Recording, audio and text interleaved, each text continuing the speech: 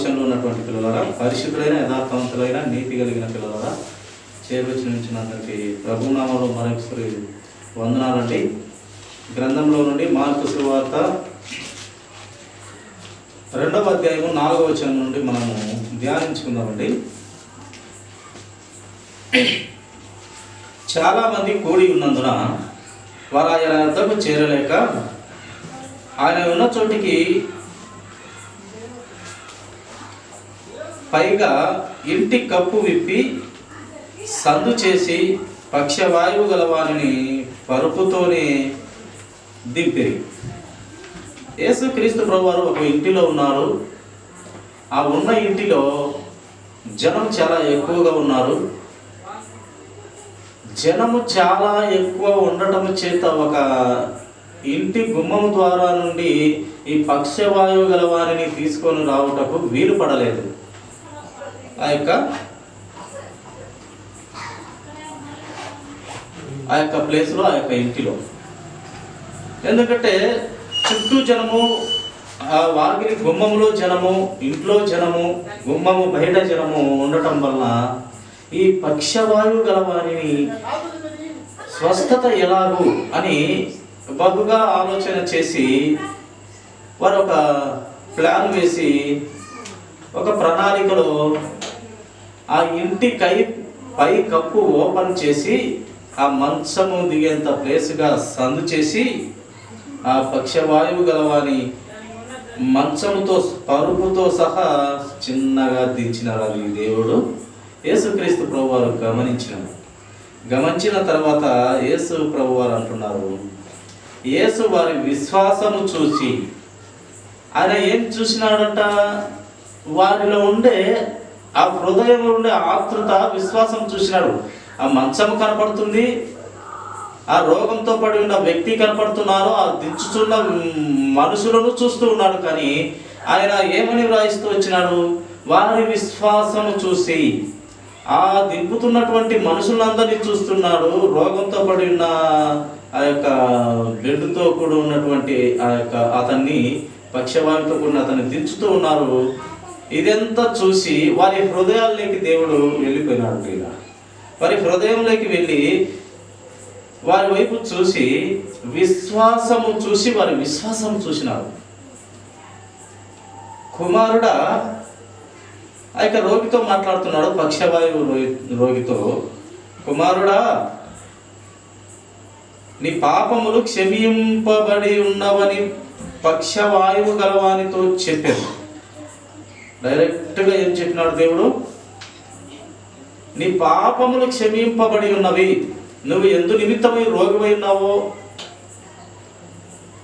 నీ రోగము తగ్గలా వద్దా అనేది ప్రభు అక్కడ విషయం అయితే చెప్పలేదు. కానీ నీ పాపములు ముందు క్షమించబడినాయి అని చెప్తున్నారు. వారి విశ్వాసం, ఇంకా వాళ్ళు స్వస్థత అని అడగలేదు.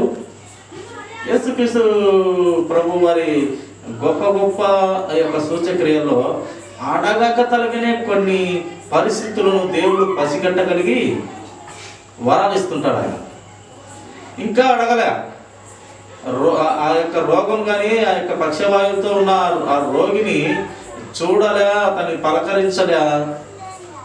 కుమారుడా అన్నాడు, ఏమి విషయము అని కూడా అడగలేదు. నీ పాపములు క్షమింపబడి ఉన్నవి అని ఆ పక్షవాయువు గలవానితో చెప్పినాడు.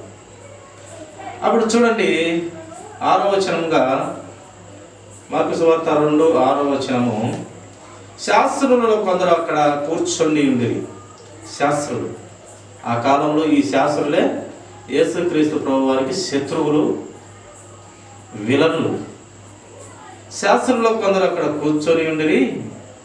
వారు, ఆ శాస్త్రులంట, ఇతడు ఇట్లెందుకు చెప్పుచున్నాడు, దేవదూషణ చేయుచున్నాడు కదా, దేవుడు ఒక్కడే తప్ప పాపమును క్షమించగలవాడు ఎవడని తమ హృదయములలో ఆలోచించుకొనుచున్నారు.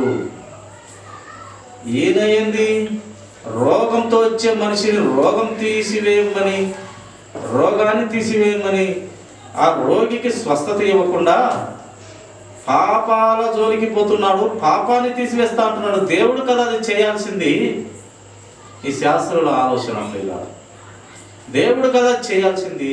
ఏంది పాపాలు తీసివేసే అధికారి ఈయన వడ్లవాని కుమారుడు కదా, ఆ యేసోబు మరి ఇలా కుమారుడు కదా, మన కళ్ళ ముందు పుట్టలేదా, మనం చిన్నప్పటి నుంచి చూడలేదా? ఈయన ఏంది దేవుని అంతటోనిగా మాట్లాడుతున్నాడు, దేవునినే దూషణ చేస్తున్నాడు. దేవుడు అనుకుంటున్నాడా ఏంటి ఈయన అని దేవుణ్ణి తిడుతూ ఉన్నాడు, దేవ దూషణ చేస్తూ ఉన్నాడని వీళ్ళు అపార్థమైనటువంటి మాటలతో సనుగుకుంటా ఉన్నారు వాళ్ళు శాస్త్రులు. ఇది వాళ్ళకు అర్థమైనటువంటి పనికిమాల బుర్రలకు పనికిమాల ఆలోచన తట్టింది.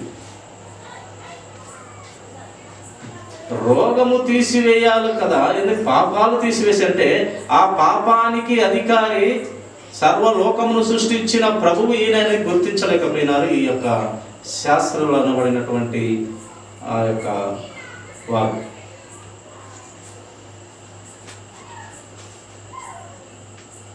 ఈ యొక్క మాటలు వాళ్ళు పాపమును ఎలా తీసివేయగలుగుతారో దేవదూషణ చేస్తున్నారు ఈ శాస్త్రులు అంటూ ఉన్నారు, అనుకుంటున్నారు హృదయంలో, ఇంకా అనలేదు. పాపము చెల్లింపగలవాడెవడని తమ హృదయములలో ఆలోచించుకొనిరి. వారు తమలో తాము ఈలాగు ఆలోచించుకొనుట యేసు వెంటనే తన ఆత్మలో తెలుసుకొని, ఎట్లా తెలుసుకున్నాడు ఆయన? తన ఆత్మలో తెలుసుకున్నాడంట. తన ఆత్మ, పరిశుద్ధ ఆత్మ అయినటువంటి తన ఆత్మలో ఈ పనికిమాలను చేసే హృదయ ఆలోచనలు దేవుడు పసిగట్టినాడు. తమలో తాము ఆలోచించుకునుట యేసు వెంటనే తన ఆత్మలో తెలుసుకొని, మీరు ఇలాంటి సంగతులను మీ హృదయములలో ఎందుకు ఆలోచించుకొనుచున్నారు? రోగికి స్వస్థత అవసరమే, కానీ నేనేం చెప్తున్నాను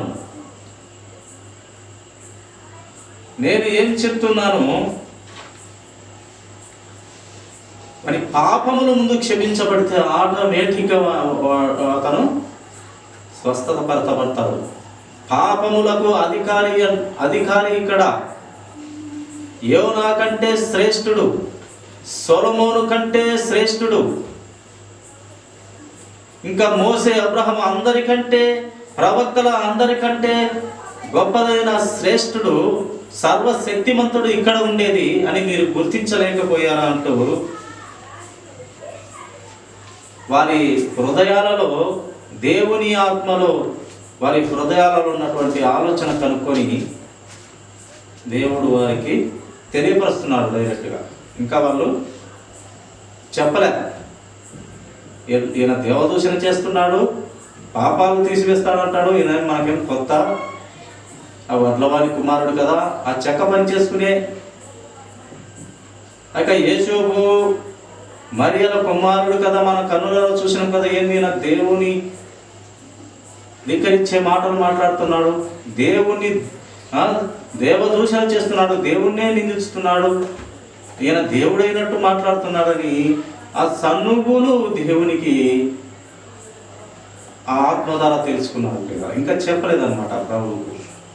తెలుసుకొని ఎందుకు మీరు ఇలాంటి ఆలోచనలు మీరు చేస్తున్నారని చెప్పేసి 9వ వచనంలో, ఈ పక్షవాయువు గల వానితో నీ పాపములు క్షమింపబడి ఉన్నవని చెప్పుట సులభమా? యేసుక్రీస్తు ప్రభువారి వారితో ఆ శాస్త్రులతో క్వశ్చన్ వేస్తూ ఉన్నాడు ప్రియుల.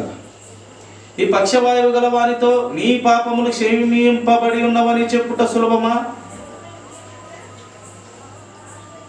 నీవు లేచి నీ పరుపెత్తుకొని నడవమని చెప్పుట సులభమా? ఏది సులభము అని శాస్త్రులతో అడుగుతున్నారు. ఏది సులభము? ఇప్పుడు ఇక్కడ ఉన్నవారు చెప్పండి, ఎవరన్నా చెప్పగలరా? దీనికి నోర్లు రావు. ఒక దేవుని ఆలోచన సంవత్సరాలు మందిరాలకు కానీ వాక్యం చదువుతుంటే కానీ కాదు, కానీ వాక్యాన్ని పరిశీలించి వాక్యములోని సారాంశము గమనించాలి. ఊరికే ఒట్టి మాటలన్నీ మాట్లాడకూడదంట దేవుని వాక్యము విషయంలో. ఒక క్వశ్చన్ వచ్చిందంటే ఆ క్వశ్చన్కు నీకు తెలిసిన కాడికి సమాధానం చెప్పుట దేవుని ఆలోచన. ఎంతవరకు తెలుసు? అందుకే ఇప్పుడు పిల్లలు పరీక్షలు రాస్తుంటే ఈ సంవత్సరం అంతా చదివిన చదువు వీడు ఎంత మార్కులతో ఎంత పర్సెంట్తో ఉత్తీర్ణులు అవుతారని పరీక్షలు పెడుతుంటారు చిన్నపిల్లలు. వాక్యంతో క్వశ్చన్ వేస్తూ ఉంటాడు. వేసినాడు ఒక క్వశ్చన్, పాపాన్ని తీసివేయట సులభమా, ఇతని రోగాన్ని తీసివేయట సులభమని వేస్తే, చూడండి కింది మాట చదువుకున్నాం. అయితే పాపమును క్షమించుటకు భూమి మీద మనుష్య కుమారునికి అధికారం కలదని మీరు తెలుసుకొనవలనని వారితో చెప్పాను. అది విషయం పిల్ల, దేవుడే చెప్తున్నాడు. ఈ అధికారము దేవునికి ఉంది, ఆ దేవుని నేనే అని డైరెక్ట్గా యేసుక్రీస్తు ప్రభువారే వారితో చెప్తూ ఉన్నారు పిల్ల. అప్పటికీ నమ్మలేదనుకుంటారు వాళ్ళు, నమ్మలే. ఆయన సొంత ఇంటి రక్తంలో ఉన్నవారు నమ్మలే. ఈయనకు పిచ్చి పట్టింది అని అంటారు, ఆయన రక్తంలోని కుటుంబంలోని వారే. ఈయనకు పిచ్చి పట్టింది అంటారు యేసుక్రీస్తు ప్రభువారు.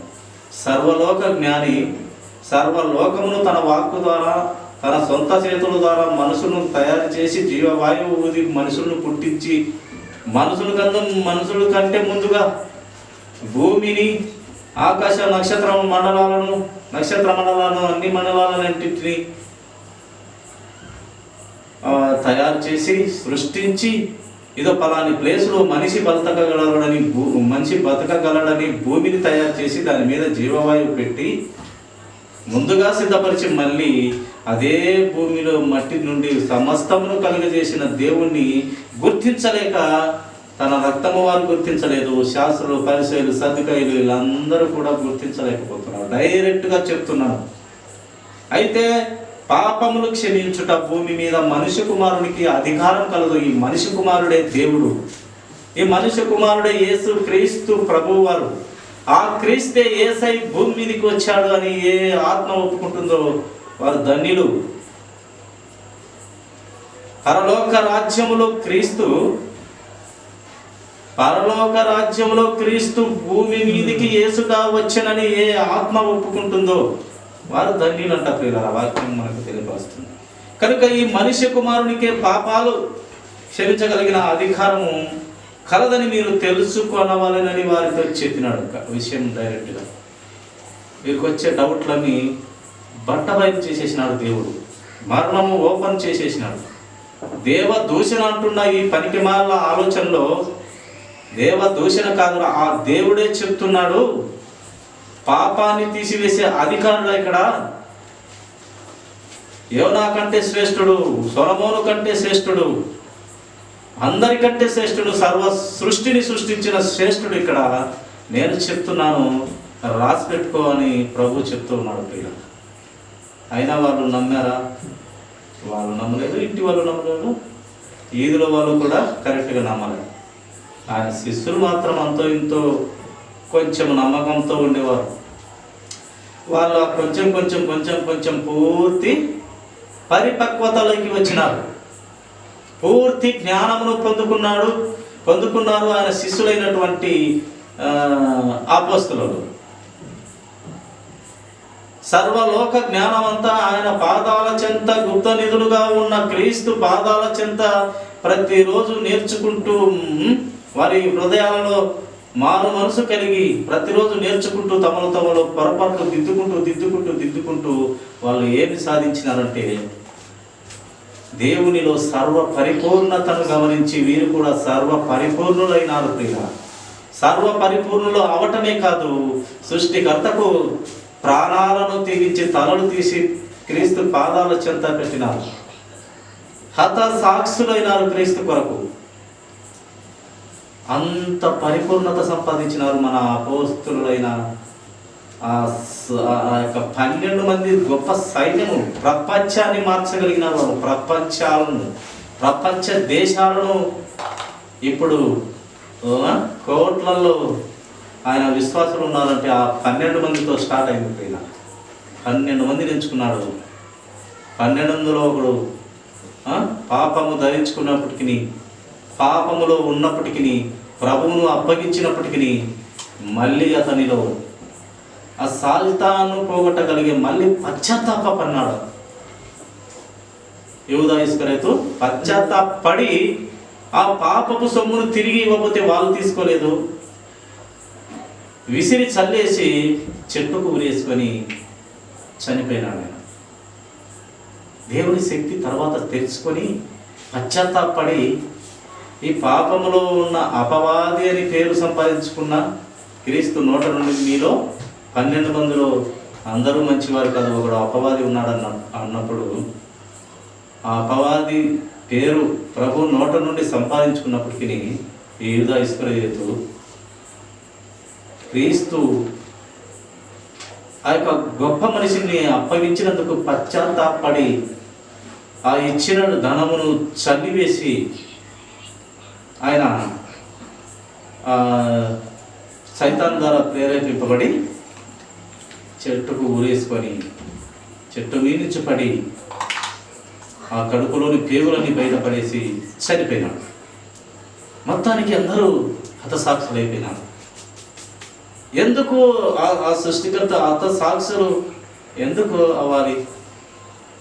ఈ లోకంలో ఏముంది, 70, 60, 80 సంవత్సరాలు ప్రభు దగ్గర యుగ యుగాల జీవితం ఉందనే ఉద్దేశంతోనే కదా ఒకానొక దేవుని నోట నుండి వెలువబడినటువంటి భూమిని అంతం చేస్తాను, లయం చేస్తాను అని మాటను నమ్మబట్టి కదా తలలు తీసి క్రీస్తు పాదాల చెంత పెట్టింది.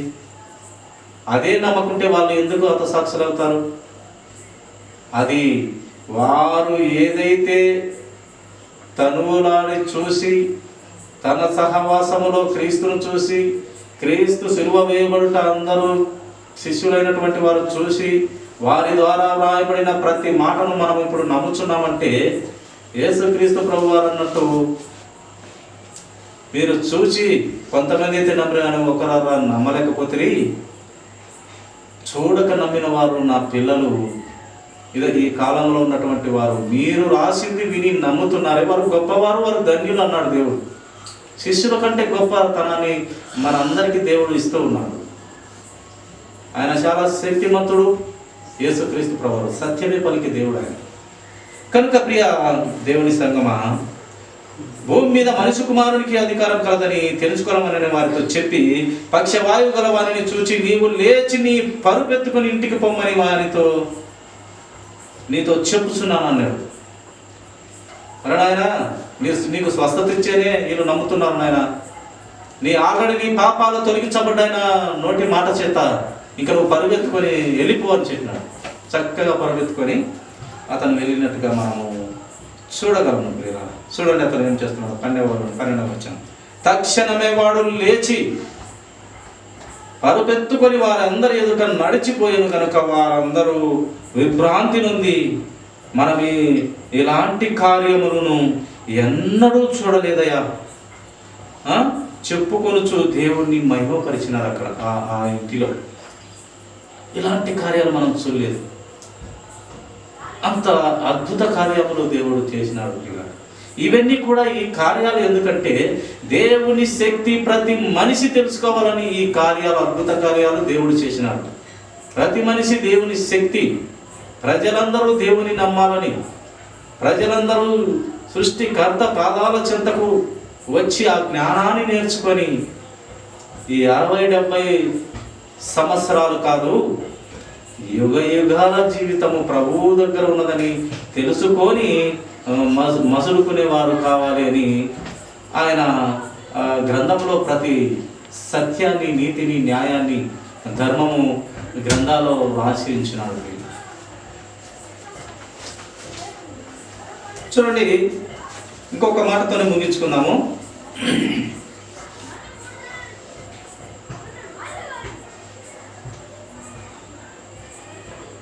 మత్తయి సువార్త 2వ అధ్యాయం 10-11 వచనాలు ఒక మాట చదువుదాం. మత్తయి సువార్త 2వ అధ్యాయము 10-11. వారు ఆ నక్షత్రమును చూసి అత్యానంద భరితులైరి ఇంటిలోనికి వచ్చి తల్లి అయిన మరియను ఆ శిశువును చూచి సాగిలపడి ఆయనను పూజించి తమ పెట్టెలు విప్పి బంగారమును, సాంబ్రాణిని, బోలమును కానుకలుగా ఆయనకు సమర్పించిరి.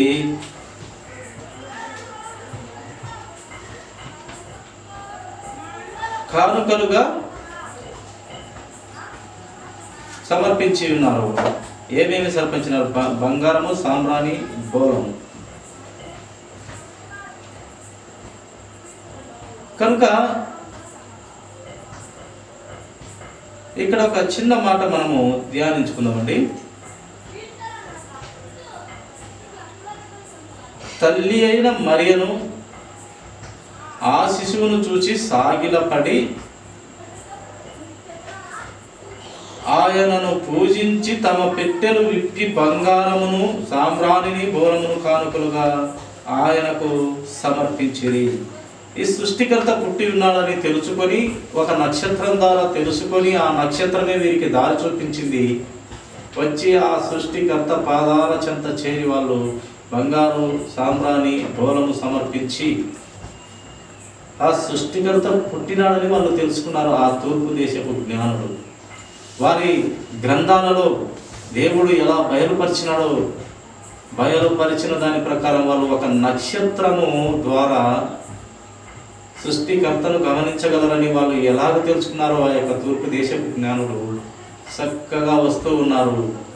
ఆ నడిచే నక్షత్రం వింటూ వస్తూ ఆ ఇంటి దగ్గర క్రీస్తు ప్రభు వారు పుట్టినటువంటి ఇంటి దగ్గర అది చక్కగా ఆగిపోయింది. ఆగిపోయిన ఆ నక్షత్రం ఇంటిలోకి వచ్చి వాళ్ళు మరియమ్మను చూశారు, శిశువును చూశారు, సాగిలపడినారు. ఆయనను పూజించి ఆ శిశువును చూసి సాగిలపడినారు. ఇక్కడ మరియమ్మ దగ్గర సాగిలపల్లా వాళ్ళు. తల్లి అయిన మరియను ఆ శిశువును చూచి సాగిలపడి ఆయనను పూజించి, ఆయనను మాత్రమే పూజించి తమ పెట్టెలు విప్పి ఈ యొక్క కానుకలు ఇచ్చి వాళ్ళు మళ్ళీ తిరిగి ఆ ఏ రోజు రాజు రమ్మన్న దారిలో నుండి కాక వేరే దారిలో నుంచి వెళ్ళిపోయినారు. సృష్టికర్తను కనుక్కోవాలి. భూమి మీద పుట్టిన మనిషి ఈ సృష్టికర్తను కనుక్కున్నవాడే ధన్యుడు. ఈ సృష్టికర్త దేవుణ్ణి ఎవడని పరిశీలించి కనుక్కోవాలి. కనుక ప్రియ సహోదరుడా, నీ నా జీవితాలలో కూడా సృష్టికర్తను కనుక్కొని ఆయనకు సాగాలు పడే బిడ్డలముగా మనం ఉండాలి. విగ్రహారాధన కానీ ఇంకా మిగతా ఏదైనా నాకు వ్యతిరేకంగా చేసుకునక సృష్టికర్తను వెతుకులాడాలి. ఆ సృష్టికర్తను చెప్పిన ప్రకారం మనం నడుచుకొని పోతే మనము ఆయన దగ్గర నిత్య జీవంలో, నిత్య రాజ్యంలో ఉంటాం. కనుక అటు స్థితిలో దేవుడు మనకందరికీ ఆత్మీయమైన జ్ఞానమును, ప్రతి హృదయాలను, ప్రతి బిడ్డను ఆత్మీయ ఫలములతో దేవుడు నింపునుగాక. ఈ కొద్ది మాటలు దేవుడు దీవించునుగాక. చిన్న